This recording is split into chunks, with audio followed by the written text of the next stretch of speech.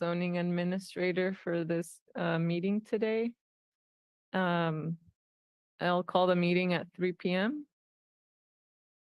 And would our administrative staff person, Stephanie, acknowledge staff that are present? Yes, we currently have Principal Planner Riveri, Senior Associate Planner Schmidt, and myself, Recording Secretary Coda. Stephanie, would you mind reminding the public how they can participate? Members of the public are encouraged to join our meetings via Zoom Gov, a secure service that connects you live with no lag time. This meeting is also streamed live on youtube.com/City of Monterey with an approximate 10-second delay and Comcast channel 25 with up to a 90-second delay. If you would like to provide public comment, please join the meeting using Zoom or by telephone, making sure to join in time to accommodate delays. To join the Zoom meeting from a computer or phone, use the link or phone numbers on the agenda posted at isearchmonterey.org.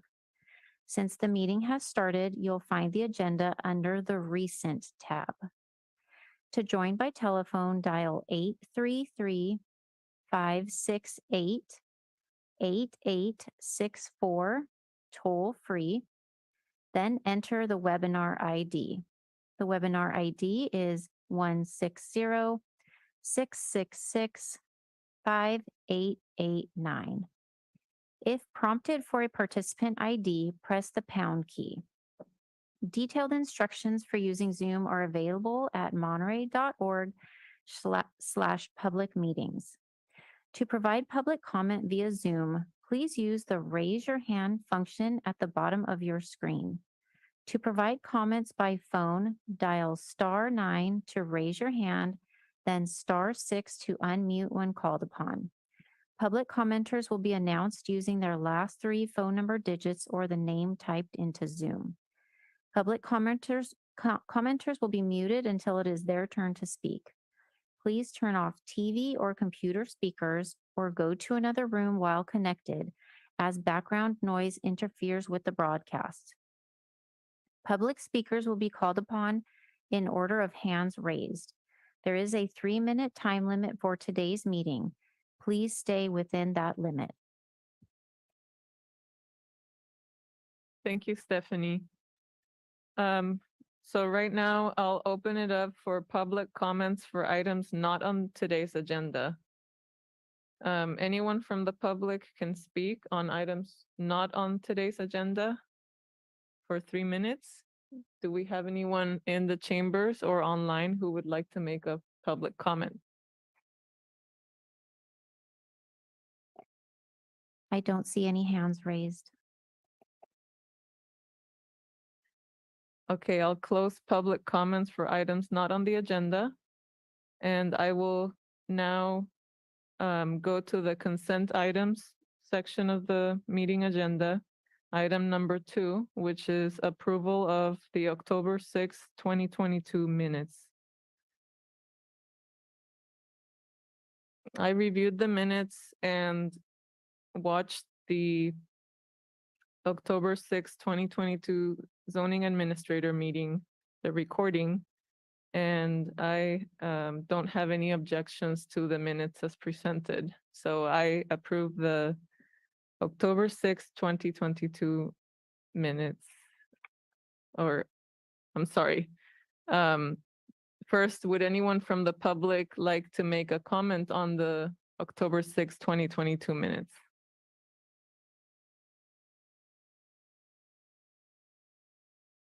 Are there no hands? There are no hands raised at this time. Okay, then now I approve the October 6th, 2022 minutes. All right. Next on the agenda is item number 3. Consider 1054 Helm Street, variance application BA 220205 to allow a front yard setback variance 20 feet to garage and 15 feet to dwelling required, 11.2 feet proposed. First story side yard setback, combined 16 feet required, 10.9 feet proposed. Second story side yard setback variance, combined 32 feet required, 10.9 feet proposed. And uncovered parking space, 1 required, none proposed. For new single-family dwelling to be constructed at previous footprint. Applicant Natalia Amatuni, owner Svetlana Kotelnikova, R16 zoning district, low-density residential land use designation, exempt from CEQA per Article 19, Section 15302, Class 2. Do we have a staff presentation?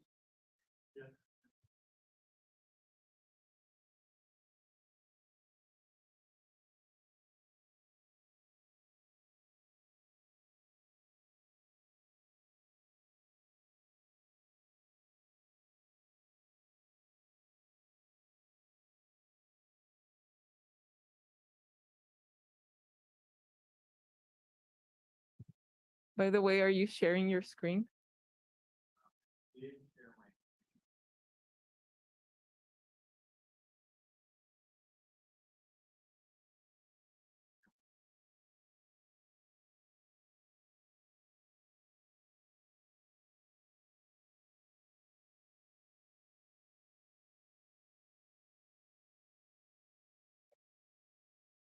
How about now?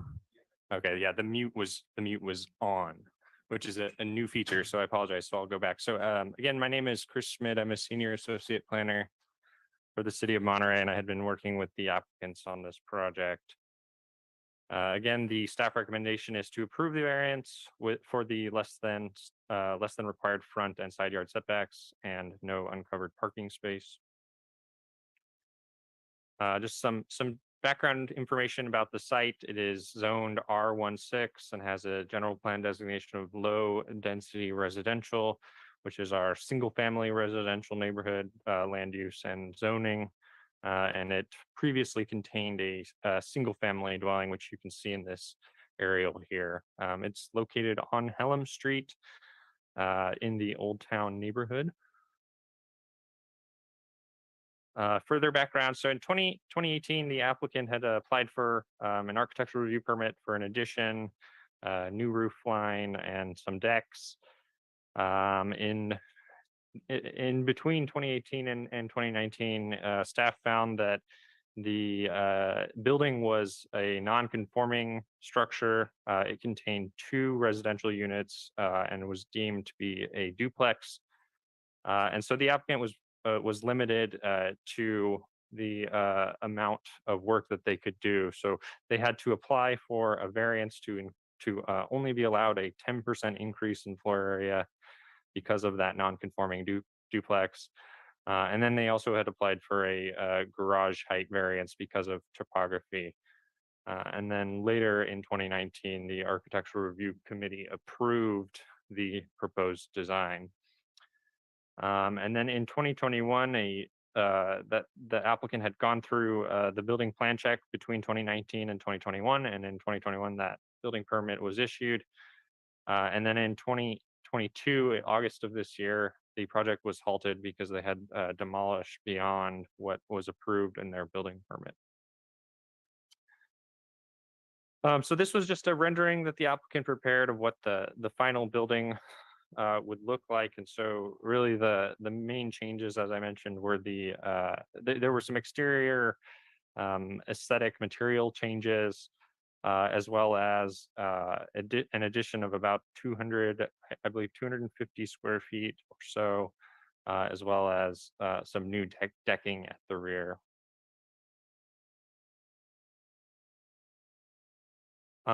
I'm not going to read this whole definition, but it was determined that the contractor for the project had demolished beyond 50% of the building. The staff calculation was 74.7%. And it's because they had determined that the building was in poor condition and parts of it needed to be rebuilt. So today, we're treating this building as essentially a new building. So here's the site survey for the previous building. And you can see it's kind of tough to read, but there's some measurements here. It shows that this is the previous footprint of the building. And if you can see my mouse, the addition was just at the rear here. Addition of floor area on both floors. It's a 2-story building, and then there would be decking that would kind of wrap around the back side. And so that survey shows the previous condition, the foundation and some of the framing still remain, which I'll show on some photos on later slides. But it did show that non-conforming condition. The side yards were non-conforming at about 5 feet on each side. And then the front yard is also non-conforming at about 11 feet. It also does not have a required uncovered parking space as required by the code. The code requirement is that the uncovered parking space is located 20 feet behind the front yard, front property line. So there's a 20-foot setback for uncovered parking. What also I wanted to show in this survey is the street itself. You can see the street line is set back from the garage. That's this measurement here, and it's about 36 feet. So the property itself is about 25 feet away from the street, and it's from street level all the way to the rear yard. There's a pretty significant difference, about 10 to 12 feet, and from the front yard to the rear yard is anywhere from 8 to 10 feet. So here's the site more recently. These photos were taken a few weeks ago, but clearly the building has been significantly demolished. The garage on the right-hand side and the rest of the building on the left. And then this photo is also intended to show that substantial grade difference. You can see the retaining wall that's retaining the uphill soil from the grade below.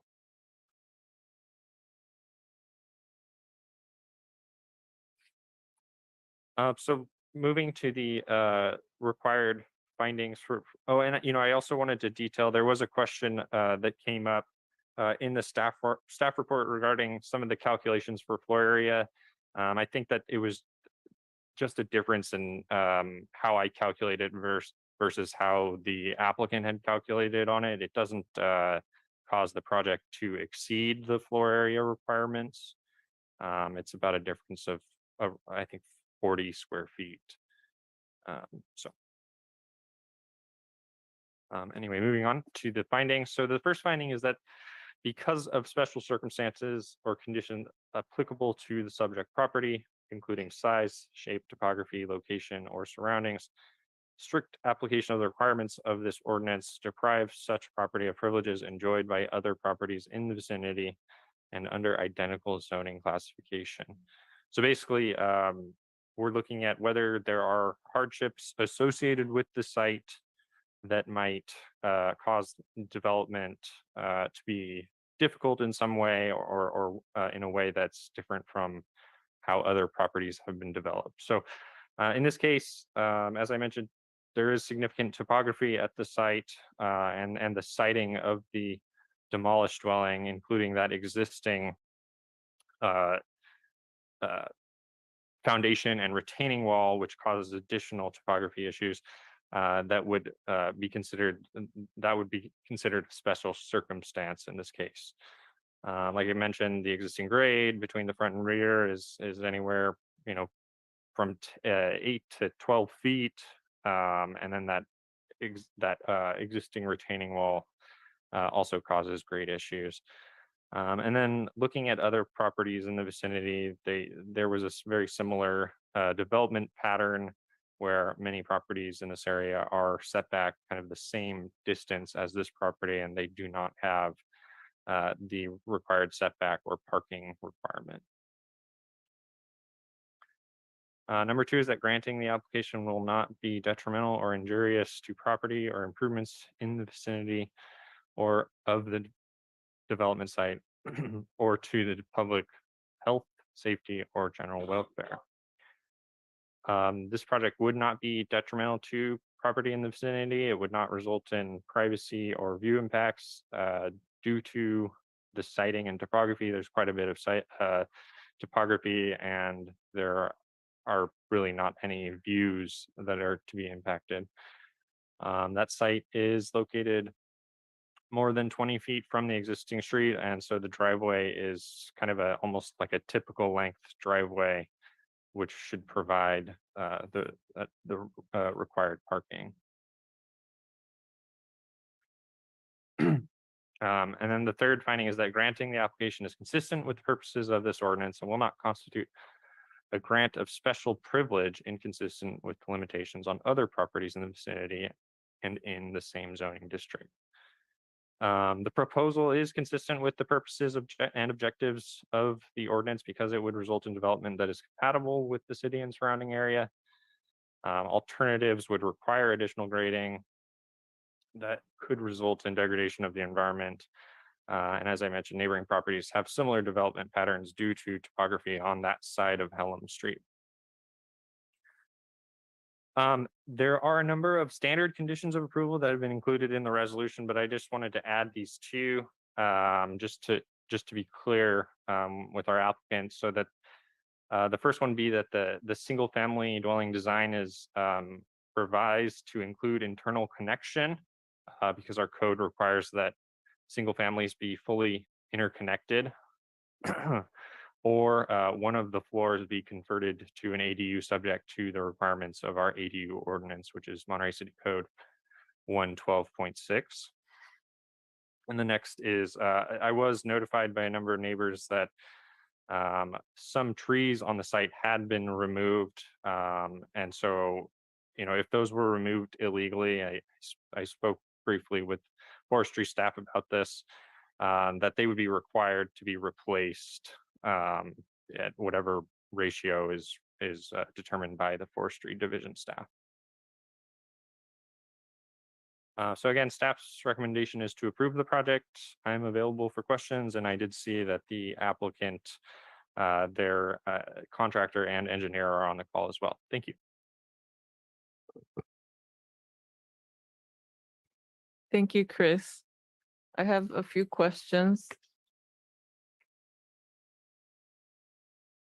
So on the staff report, it says the site previously contained a two-story, 2,864 square foot duplex building with a residential unit on each floor.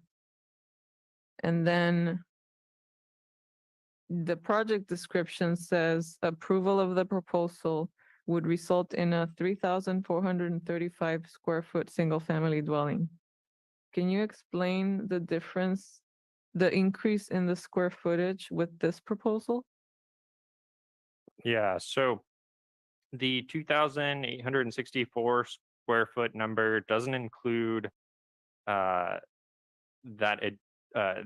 garage itself, I believe, and the addition of 265 square feet that was approved by the Architectural Review Committee. So that's where that final number would come to about 3,450, 3,435 is what's shown on the plans. But I think my own measurement was about 3,458. In either case, that increase by 30 or so square feet wouldn't result in a non-conforming floor area ratio, and I think it's just a matter of how it was measured differently at using different softwares. Okay, thanks. Was in the floor area ratio calculation of table 1, was the garage excluded from the calculation? It was included here. Oh, okay. But they do get a 250 square foot credit, right, for the garage? Typically, yes. Yeah. And I don't think I included it because it didn't meet the setback, but yes, it would typically Oh, okay. get a credit.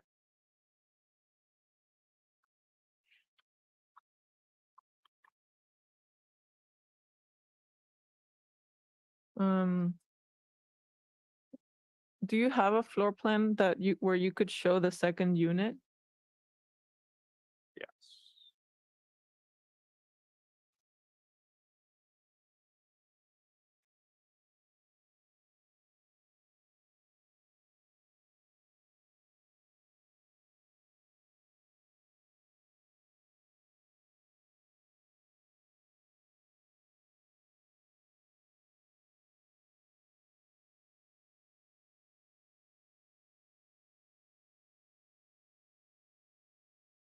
Share my screen.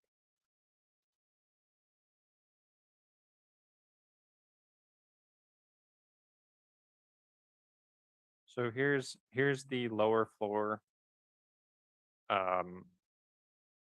that is not, fully, there's no there's no internal stairway to the upper floor, which is why this site was originally considered to be a duplex. And as I mentioned, the code requires that single families be fully connected. Is it the part that's white? Is that the second unit? Yes. Oh, okay. Yeah. So you can follow my cursor.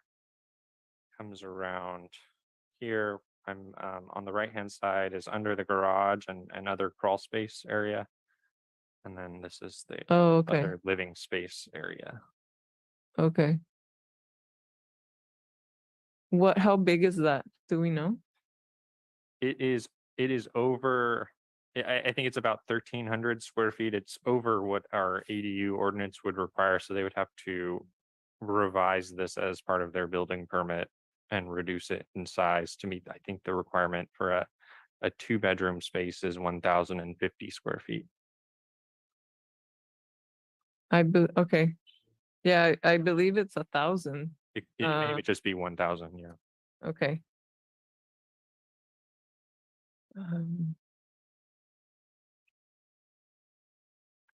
Okay. Did they prepare a stormwater plan? No. The engineering division did review the project and determined one was not required. Okay. It didn't go over the threshold. Okay.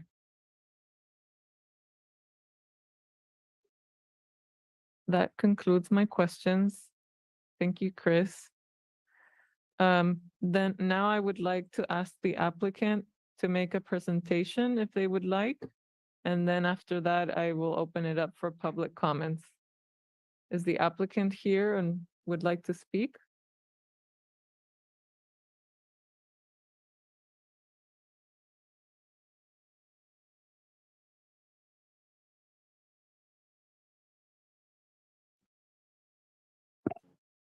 Natalia Amatuni, you're unmuted.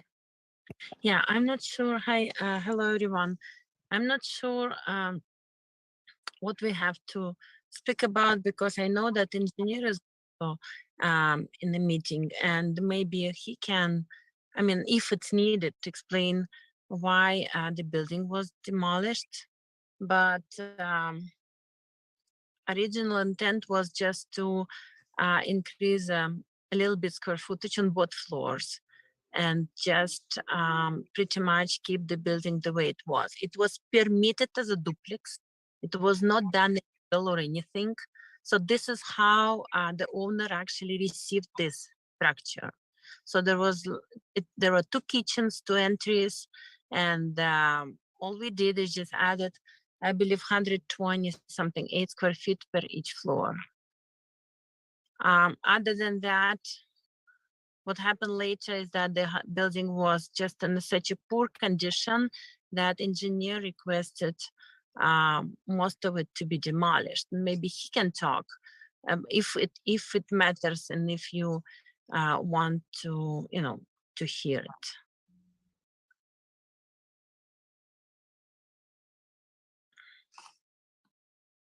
Does that conclude your presentation?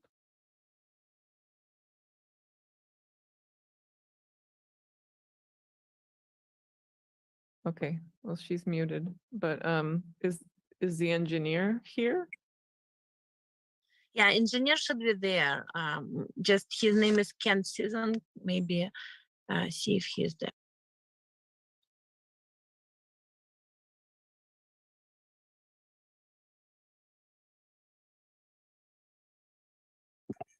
Okay, Kent, you are unmuted. Hi, my name's Kent. I actually didn't request that the building be torn down, but I was pleased that it was, because as the speaker before said, it was a hodgepodge of construction, and to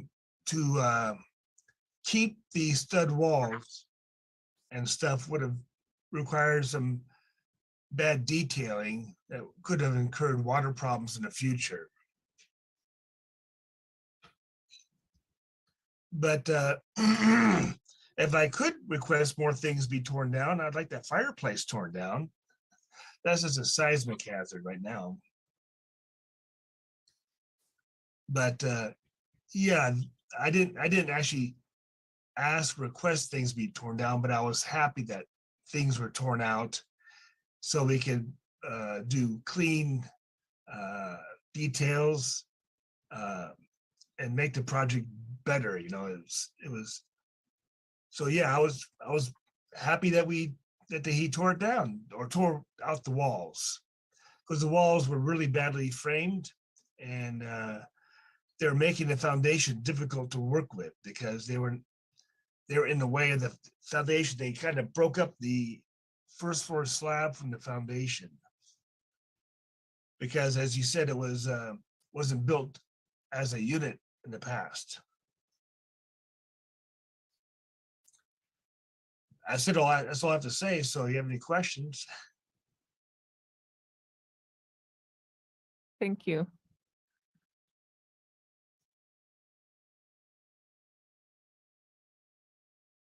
I would like to now open it up for public comments. Stephanie, would you just remind quickly the public on how to participate? To join the Zoom meeting from a computer or phone, use the link or phone numbers on the agenda posted at isearchmonterey.org. To join by telephone, dial 833-568-8864 toll free, then enter the webinar ID. The webinar ID is 160-666-5889. To provide public comment via Zoom, please use the raise your hand function at the bottom of your screen. To provide comments by phone, dial *9 to raise your hand, then *6 to unmute when called upon. Public commenters will be announced using their last 3 phone number digits or the name typed into Zoom. We do have one hand raised. Let's give someone in the chambers the chance to speak first, and then we'll go to that person in Zoom. Please state your name for the record. Hi, my name is Noreen Shook. So I was just wondering about water credits for this project too, because it looks like they've added more water structures, half baths, stuff like that. And are they really keeping the garage? And so I was confused because some of this talks about it's going to be a one family dwelling, but now we're talking about it's being a duplex. And then they're not going to have a uncovered parking, but are they still keeping the garage? So it's confusing what's being proposed. Yeah, I can answer that question. So it's my understanding that yes, they did have the water credits to do whatever the internal changes that they were doing. And then to answer your second question, that a new garage would be built. Stephanie, could you use the timer for every public commenter? Thanks.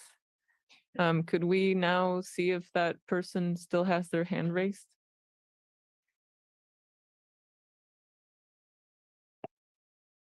Svetlana, you're unmuted. Yeah, I'm sorry. Yeah, could you hear me? Hello? Yes, we can hear you. Yeah, I'm the owner of this building. And actually, you know what, like when I got this building from my grandmother, it's always was like that. It always was two-story, two separate, totally separate units. It was the same amount of the bathrooms. We even did less. It's not like it will be less water than it was before because, you know, like it always was on the second floor, two full bathrooms, and it was, you know, like the shower. On the first floor, it was three bathrooms. We do not do more. Plus, with this remodeling, we did not did a lot of extension. We just tried to make them more safe because it was old house, broken everywhere. It was water leak. I don't know where from, but I had a horrible bills from the water district because some were leaking. It was broken everything. Why we ruined this house? Because you know what, like it was not safe to live or put new walls on an old broken walls. And how I understand right now, because we try to do more safe my project, now I need to take off the first floor, or what do I have to do right now? I really don't understand. It takes 4 years for me to just do like, and you can see I did not move the walls, everything like it was before from 1956. It's very old house. And we just want to make everything new and fix all everything what was broken. And I did not understand what do I have to do right now to take off the first floor, which one was from 1976, or what do I have to do? It's nothing new. And I want my constructor to talk about that because I did not hear my constructor. He can say, and he has the pictures how broken was all wall. And like, you know, like from 12 system, it was poo everywhere. We fix it, we try to fix everything.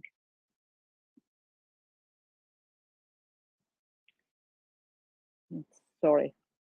Can my constructor Leo talk about that?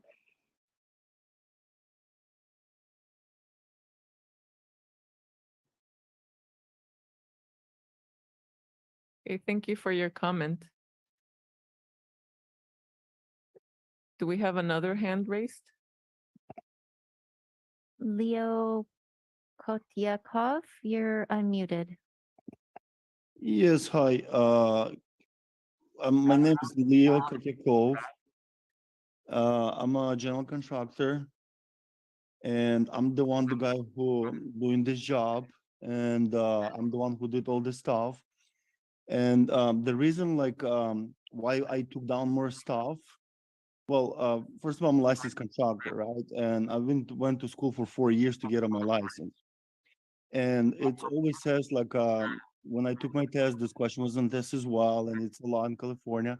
If you see anything different more than it says on the paperwork that needs to be done, you should always contact the engineer and the owner. And since we started demolition from the beginning, little by little, we start uncovering and seeing like a lot of like a hazard, dangerous stuff, a future big problem.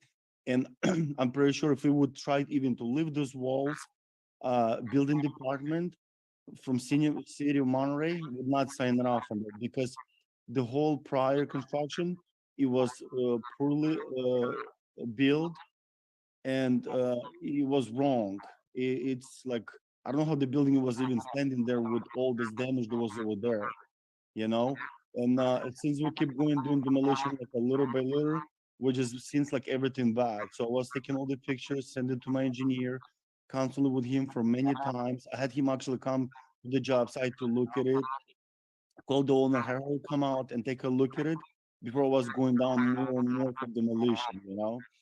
And the thing is like, we did provide the letter with the pictures and everything. It wasn't shown here on this meeting, but like it just not safe, you know, like there's no way we can live it like that and save it. So that's the reason why we're more demolition than 50%, you know. And it's actually the law. Like if it's something bad, you gotta replace it. You know, you can't just like if there's a dry rot, the law says like my license is going to be taken away, if it needs to go. It's got to be replaced with the right one. So, and that's the whole reason why we did it.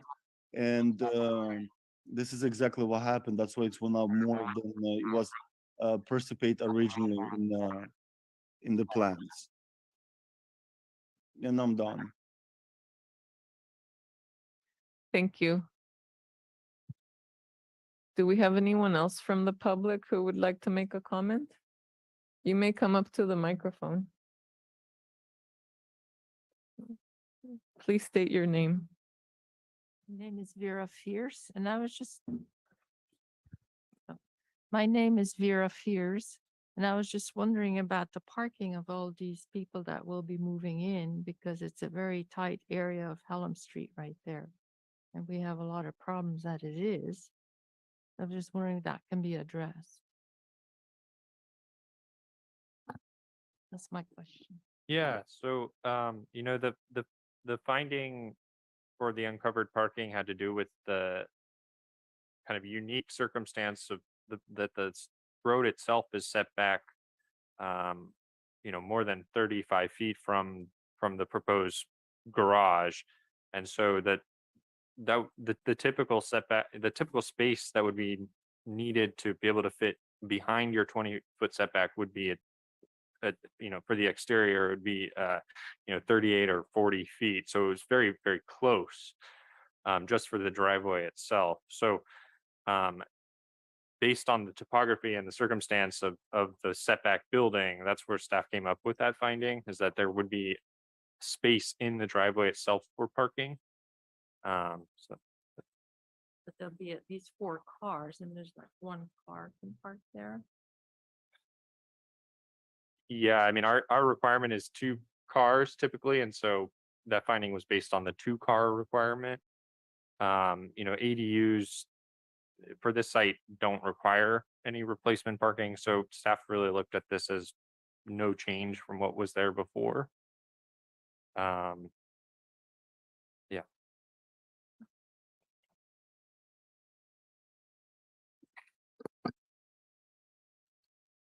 Would anyone else like to make a comment? Miss Kotelneva? Yes, Yes. yeah. you're Can in- I answer for questions about, I always hear about the parking.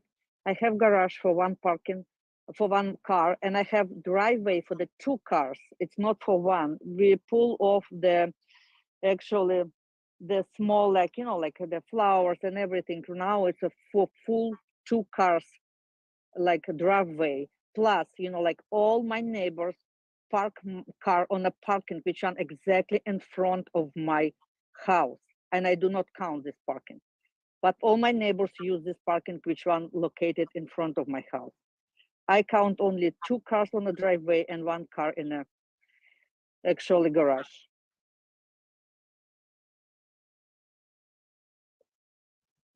Okay, we only allow 1 public comment per person. So I'm not sure if she already commented, but we can't allow repeats.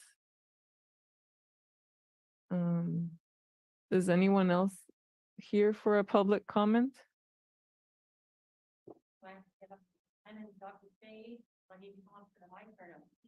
Yes.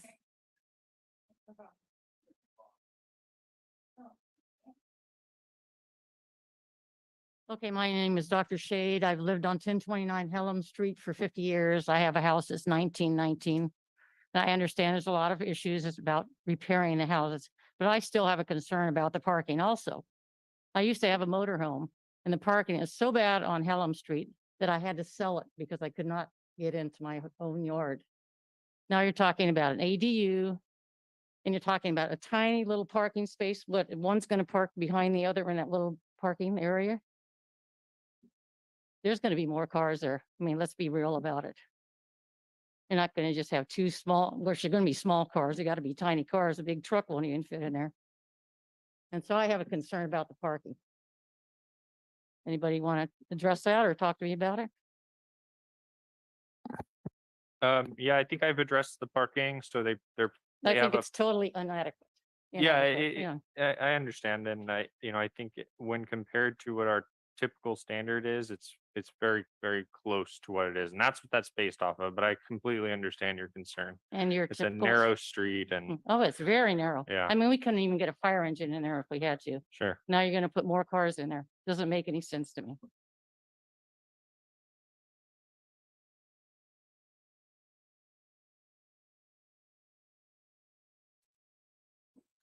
Okay, I guess I'll close public comments if no one else wants to speak.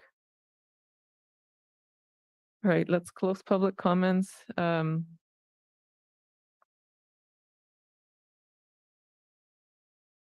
see.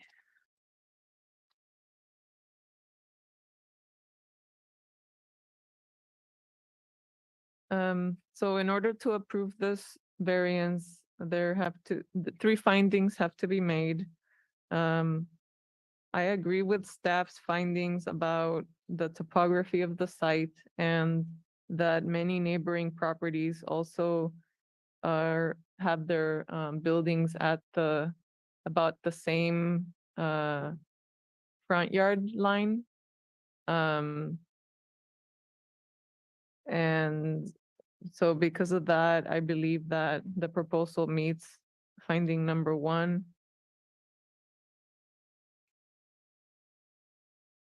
And then finding number 2, the applicant has demonstrated that the 2 parking spaces that are required, that one of them, the garage, would be met by the proposal, and then the uncovered space,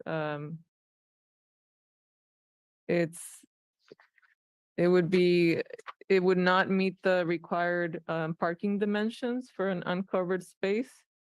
So that's why the applicant is seeking for a variance to waive the uncovered parking space requirement. However, they could, and this is the condition.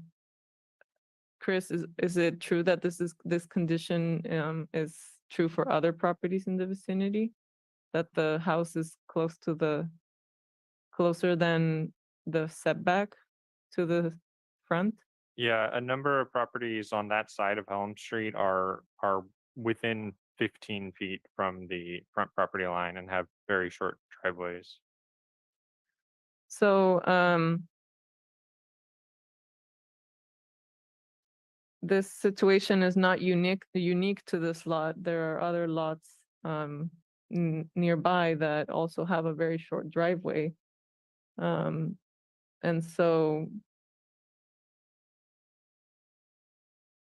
and then the third finding, that the application is consistent with the purposes of the zoning ordinance, and would not grant the special privilege.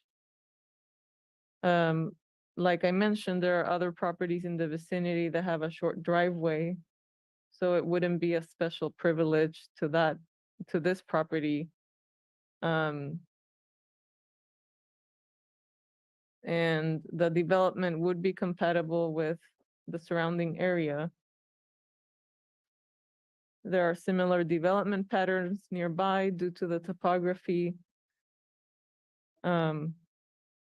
Therefore, I would approve this variance application with some special conditions of approval added. I would add special condition 1 that the single family dwelling needs to be interconnected, or an ADU application needs to be filed in order to allow a secondary unit in the bottom floor. And the secondary unit would need to meet the ADU ordinance development standards. And I would like to also place special condition number 2 that the applicant and the owner shall apply for a if required, they shall apply for a tree permit to replace the trees that were removed per the forestry division's standards with their approval. And I would delete standard condition of approval number 2, which says that any modification to the approved plans requires review and approval by planning staff or the architectural review committee as necessary, because this project would require architectural review. And so this standard doesn't really apply to the zoning administrator purview. With those changes, I approve the variance application for